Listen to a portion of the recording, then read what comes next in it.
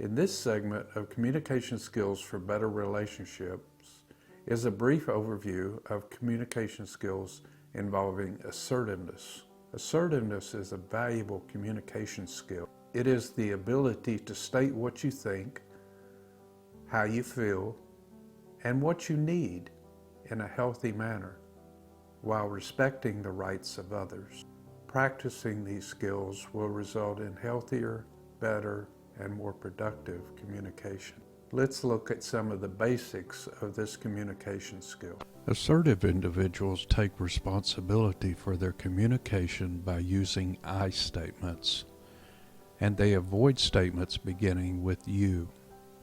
An example of these kind of statements will begin with words like I think, I feel, and I need.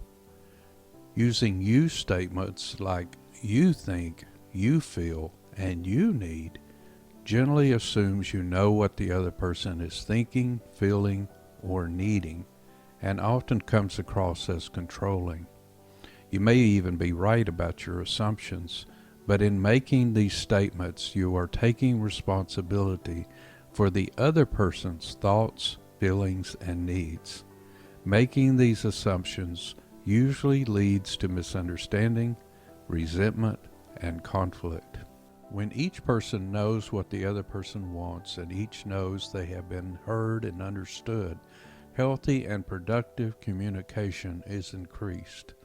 It does not guarantee understanding or the lack of conflict, but it certainly increases the odds of being understood and opens up the potential of resolving conflict. In order to be assertive, there are at least 5 things you may need to give yourself permission to do. Number 1, give yourself permission to make mistakes. Number 2, give yourself permission to refuse requests without feeling guilty. Number 3, give yourself permission to express your thoughts, feelings, or needs. Number 4, give yourself permission to object to unfair criticism. And number 5, give yourself permission to allow others to fail or to be wrong. Perhaps you have some additions to this list. Non-assertive people are often passive or aggressive. Passive individuals tend not to be committed to their own rights and are more likely to allow others to infringe on their rights. Often they withhold from others what they are thinking, feeling, or needing, or they communicate in subtle and often ambiguous language and behavior, which can frustrate or sabotage communication.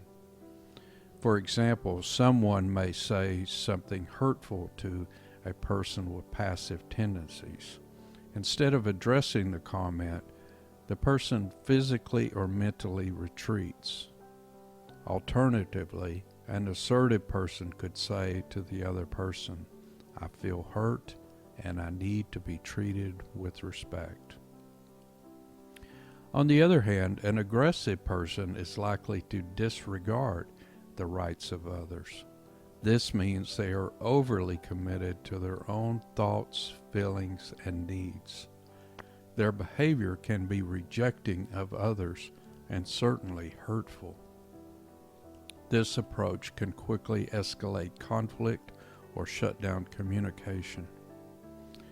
It is worth noting that healthy anger can be a normal response. An assertive person recognizes their anger and takes responsibility for it. They may assert themselves by saying something like, I feel angry right now. I need to take some time to calm down. Perhaps we can talk about this later when I am calm. In conclusion, assertiveness is a valuable communication skill for building healthy relationships and achieving personal goals. It requires the willingness and the ability to state in a clear, honest, and non-destructive way what you think, what you feel, and what you need. This doesn't come naturally for most people and requires effort and time to practice. As discussed in this video, it requires that you give yourself permission to be transparent as well as imperfect. Also, allowing other people to be the same. This segment regarding communication is a brief introduction to the subject. Stay tuned for more related segments about this subject and about listening and setting boundaries for healthy relationships. Question of the day. This is what I'd like to hear from you. What permission might you need to give to yourself in order to be more assertive in your relationships? I'm looking forward to hearing from you with your questions and your comments. May God bless you today.